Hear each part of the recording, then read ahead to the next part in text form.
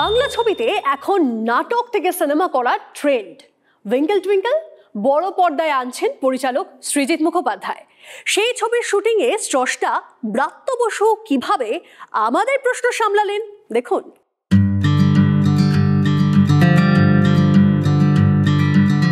ব্রাত্য বসুর twinkle টুইঙ্কেলটা actually আমার মনে হয় না এটা 2002 স্পেসিফিক কোনো নাটক না। আমি তো এটা 2 সালে লিখে ফেলেছি, আবার 25 সালে একই নাটক লিখবো কেন?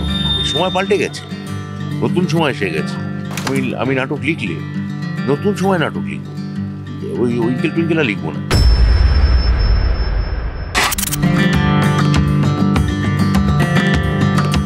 গত 2 বছর ধরে বেশ কিছু বাংলা ছবি তৈরি হচ্ছে যেখানে একদম থিয়েটার মঞ্চ থেকে গল্প তুলে এনে ছবি পরিচালনা করছেন নামী পরিচালকরা।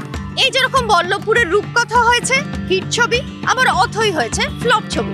এবার সৃজিত মুখোপাধ্যায় তৈরি করছেন টুইঙ্কেল টুইঙ্কেল, অত্যন্ত গুরুত্বপূর্ণ নাটক, ব্রাত্য বসুর তৈরি নাটক, এবং সেইটার শুটিং ফ্লোরে উপস্থিত হলাম আমরা।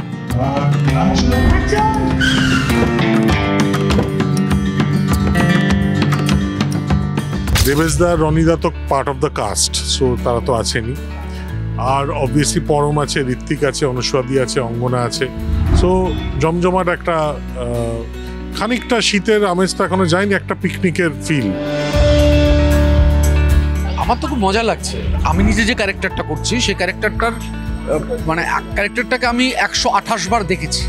তারপরে যখন স্ক্রিপ্টটা করলো আমি দেখলাম যে মূল যে সোল অফ দ্য ক্যারেক্টার সেটাকে বদলায়নি। তো সেই জন্য মজা লাগছে যে ফিল্মের অভিনয়ের মতো করে আবার একটা নতুন করে ভাবনা ক্যারেক্টারটার আমি খুব এনজয় করছি বলা যেতে পারে।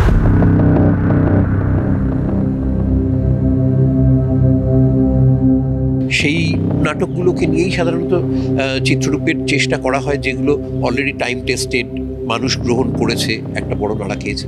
এবার যেহেতু মিডিয়াটা বদলে যায়, সেই জন্যে তখন তার চেহারাটাকে স্ট্রাকচারালি মানে ফর্ম নিয়ে একটা ভাঙা গড়া চলে। ইন্দ্র বা আমি যে চরিত্রটি করছি সেটি আমি কিন্তু একটি বিশেষ ভূমিকা বা অতিথি শিল্পী হিসেবে করছি, স্পেশাল অ্যাপিয়ারেন্স যাকে বলে। আমার স্ক্রিন টাইম যেহেতু কম, যেটুকু সময় আছে সেইটুকুকে পূর্ণ সদ্ব্যবহার করার চেষ্টা করছি বলেই হয়তো মনে হচ্ছে যে খিদেটা বেশি। দেবশঙ্কর হালদারকেও আমি চেয়েছিলাম, দেবুদা প্রত্যেক দিন শো বলে ডেট দিতে পারেনি, কিন্তু দেবুদা আজকে খুব লাকিলি আমাদের সঙ্গে লাঞ্চ করতে আসছেন।